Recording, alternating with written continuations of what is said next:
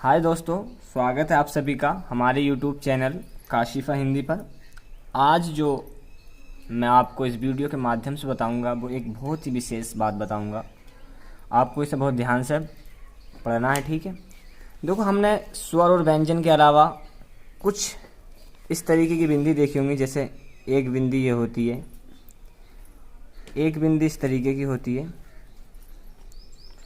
और एक बिंदी खाली इस तरीके की होती है। यानी इस पर कोई भी बिंदी नहीं होती है, खाली चांद की तरह होता है। और ये देखे होंगे, तो इसे जो बोलते हैं हम, आज जो मैं बताऊंगा इस वीडियो में, इसके और इसके बारे में बताऊंगा। इनके बारे में अगली वीडियो में बताऊंगा। तो इसे जो कहते हैं हम, क्या कहते हैं? अनुस्वार कहते हैं, इसे अनुनासिक कहते हैं। तो ठीक है, अब मैं जो बताने के लिए जा रहा हूँ, चंद्र बिंदु क्या होता है। तो दोस्तों, हम इसे क्या कहते हैं? चंद्र बिंदु। इसकी खासियत क्या होती है? चंद्र बिंदु आधे चांद की तरह होती है। ये जो होता है इस तरीके से चांद की तरह, और इस पर जो बिंदी लगी होती है इसे हम कहते हैं चंद्र बिंदु। आधे चांद की तरह होती है, आधे चांद की तरह होती है। इसे अर्ध चंद्र बिंदु तथा अनुनासिक कहते हैं। चंद्र बिंदु शिरोरेखा, देखो एक खड़ी पाई होती है इस तरीके से, इसे कहते हैं खड़ी पाई। जैसे का लिखा, ये खड़ी पाई पे एक होता है इस तरीके से, इसे कहते हैं शिरोरेखा। इसके ऊपर मात्राएं जो लगाती हैं, चंद्र बिंदु शिरोरेखा के ऊपर ही लगाते हैं। जैसे हम क्या होता है, चंद्र बिंदु को कभी भी नीचे नहीं लगा सकते। इसका उच्चारण नाक से कम, मुख से अधिक होता है। मैं आपको शब्दों के माध्यम से समझाने की कोशिश करूंगा। जैसे लिखा हुआ गांव, गांव। तो देखो, ये जो चंद्र बिंदु लगी हुई है, ये काय के शिरोरेखा के ऊपर ही लगी हुई है, ना कि नीचे। इसे नीचे लगा भी नहीं सकते। सिर्फ इसका प्रयोग जो हम करते हैं वो छोटा बड़ा इनके ऊपर कर सकते हैं, या फिर छोटा ऊ और बड़ा ऊ वाले शब्दों में ही कर सकते हैं। जैसे गांव, गांव। दांत, दांत। आंत, आँख, आंगन, आगन। पूंछ, मूछ, ऊंट। पाँच, वहाँ, माँ। अब आपने देखा होगा, ये जो चंद्र बिंदु है ये कहीं भी शिरोरेखा के नीचे नहीं है। इसे हम क्या कहते हैं? शिरोरेखा कहते हैं। आपने यहाँ नहीं लिखा देखा, यहाँ नहीं लिखा देखा, यहाँ नहीं लिखा। तो इससे हमें क्या निष्कर्ष निकलता है? चंद्र बिंदु हमेशा शिरोरेखा के ऊपर ही हम लगाते हैं, ठीक है। अब क्या होता है, चंद्र बिंदु कभी भी आद्य अक्षर में परिवर्तित नहीं कर सकते। चंद्र बिंदु को कभी भी आद्य अक्षर में नहीं बदला जा सकता।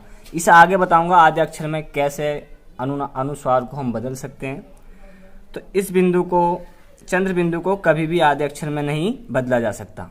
आप इसका स्क्रीनशॉट लेना चाहें तो ले सकते। अब चंद्र बिंदु हमारा समाप्त हो चुका है। अब जो शुरू हुआ है हमारा, वो हुआ है, इसे कहते हैं हम अंकी बिंदी या अनुस्वार। इसे अंकी बिंदी या अनुस्वार कहते हैं। इसे हम ऊपर भी लगा सकते हैं, नीचे भी लगा सकते हैं और साइड में भी लगा सकते हैं। इस बिंदु को अंकी बिंदी भी कहा जाता है, और साहित्यिक भाषा में कहें तो अनुस्वार भी कहते हैं। इस बिंदु को अक्षर के ऊपर, नीचे तथा साइड में भी लगा सकते हैं। इसे आधे अक्षर में भी बदला जा सकता है। जैसे देखो, ये शिरोरेखा है, मैंने बताई थी शिरोरेखा और खड़ी पाई होती है। शिरोरेखा के ऊपर हमने चंद्र बिंदी लगाई, आ और अंकी बिंदी और शा, अंश। दा, अंकी बिंदी, ता, दंत। अब क्या आया? अंश। देखो, मैंने आधे नाम में परिवर्तित कर दिया, जबकि आप चंद्र बिंदु को आधे नाम में परिवर्तित नहीं कर सकते, यानी आधे अक्षर में परिवर्तित ही नहीं कर सकते। दंत, मैंने अंकी बिंदी या अनुस्वार को आधे अक्षर में भी परिवर्तित कर दिया है। अब मैंने बताया था हम अनुस्वार या अंकी बिंदी को नीचे लगा सकते हैं। देखो, नीचे मैंने अक्षर के नीचे लगाया, जबकि चंद्र बिंदु को नीचे नहीं लगा सकते, केवल ऊपर ही लगा सकते हैं, केवल ऊपर ही लगा सकते हैं। तो मैंने नीचे लगाया अड़ा, तो जब इसे मैंने नीचे लगाया तो इसके अक्षर का भी उच्चारण बदल गया। हम इसे पढ़ सकते हैं बड़ा।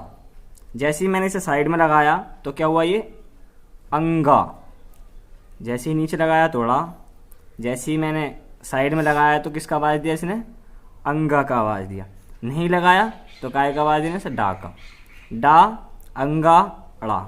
आपको कन्फ्यूज़न रहता होगा कि अड़ा कहाँ है, अंगा कहाँ है, कहीं कहीं से अंगा पढ़ते हैं, कहीं कहीं रा।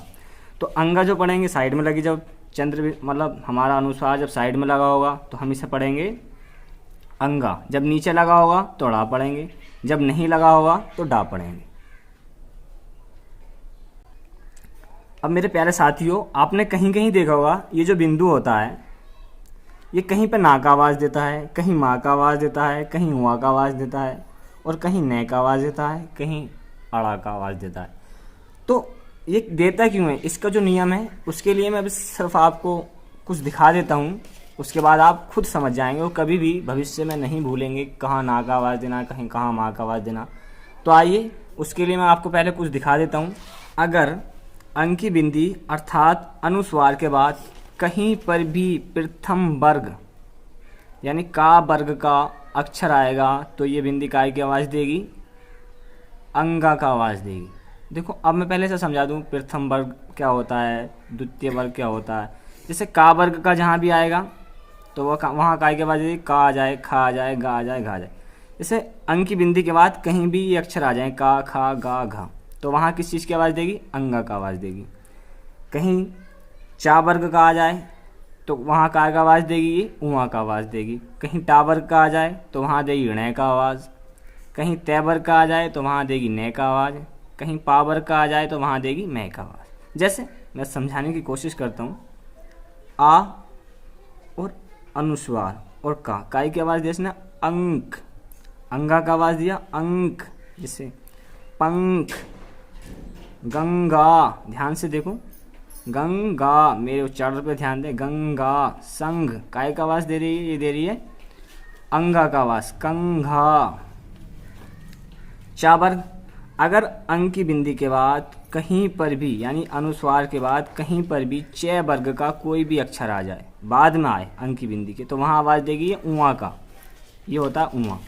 जैसे कैंची, अंग की बिंदी कै, अंग की बिंदी के बाद आया हमारा चा, तो किस वर्ग का है ये, चा वर्ग का, तो कैंची। पंछी, छा वर्ग का है, च वर्ग का छ, पंछी। गंजी, मन झी, उआ का आवाज़ दिया। च वर्ग का कोई से भी अक्षर आए यानी चा, छा, जा, झा, जहाँ पर भी आएगा अंग की बिंदी के बाद तो वहाँ ये आवाज़ देगी उआ का। अगर टे वर्ग का कोई भी अक्षर आ जाए तो वहाँ आवाज़ देगी ये रै का, अड़ा का आवाज़ देगी। कहीं भी टे वर्ग का अक्षर आए, जैसे अंग की बिंदी के बाद टा आ जाए, ठा आ जाए, डा आ जाए, ढा आ जाए, तो वहाँ किसका आवाज़ देगी, ये रै का आवाज़ देगी। जैसे घा, अंग की बिंदी और टा, घंटी। का, अनुस्वार के बाद ठा आया है, ये किस वर्ग में आता है, टा वर्ग में, तो कंठ। डंडी, डा भी इस वर्ग में आता, मंडी। अब मैंने जो बताया था कि हम अनुस्वार को तोड़ के भी लिख सकते हैं यानी आधे अक्षर में भी परिवर्तित या बदल सकते हैं, जबकि हम चंद्र बिंदु को नहीं बदल सकते। जैसे अब मैंने घा और णा, इस तरीके से भी आपने घंटी लिखा हुआ देखा होगा, घंटी, कंठी या कंठ। आपने कहीं कहीं पर बहुत सारी किताबों में या कहीं भी कंठ इस तरीके से भी लिखा देखा होगा, इस तरीके से भी। तो इससे निष्कर्ष निकला ये काय का आवाज़ दे रही है, अंग की बिंदी यहाँ पे णय का आवाज़। डंडी, डंडी, मंडी, मंडी। ठीक है, तो आप अब समझ गए होंगे कि जहाँ भी टा, ठा, डा, ढा आएगा तो वहाँ अंग की बिंदी के बाद आएगा तो वहाँ किस चीज़ का आवाज़ देगी, णा का आवाज़ देगी। अंत, अब क्या होता है ता वर्ग। ता वर्ग में कौन कौन से अक्षर आते हैं, ता आता है, था आता है, दा आता है, धा आता है। जहाँ पर भी ये चार अक्षर अंग की बिंदी के बाद यानी अनुस्वार के बाद आएंगे तो वहाँ आवाज़ देगी ये नै का यानी काय का, नै का। जैसे आ और ना, अन। अब इसके बाद जो आया ता आया तो किसका आवाज़ देनी चाहिए, जैसे अंत, पंथ, गंध, धंधा। अब हम अंत को इस तरीके से भी लिख देते हैं, आपने देखा होगा अंत को इस तरीके से लिख देते हैं, पंथ को इस तरीके से भी लिखा जा सकता है, गंध को इस तरीके से भी लिखा जा सकता है, गंध, धंधा, कहीं कहीं इस तरीके से भी लिखा जा सकता है। अब आता है हमारा पा वर्ग। तो पा वर्ग यानी अंक की बिंदी के बाद अर्थात अनुस्वार के बाद जहाँ पर भी पा, फा, बा, भा बाद में आएंगे तो वहाँ आवाज़ देगी ये माँ का आवाज़ देगी, काय का, माँ का। जैसे चा और अंक की बिंदी और पा, अब इसे हम चंपा नहीं पढ़ सकते, चणपा नहीं पढ़ सकते, हम इसे पढ़ेंगे चंपा। अब किस चीज़ का आवाज़ दे रही है, माँ का आवाज़ दे रही है, चंपा।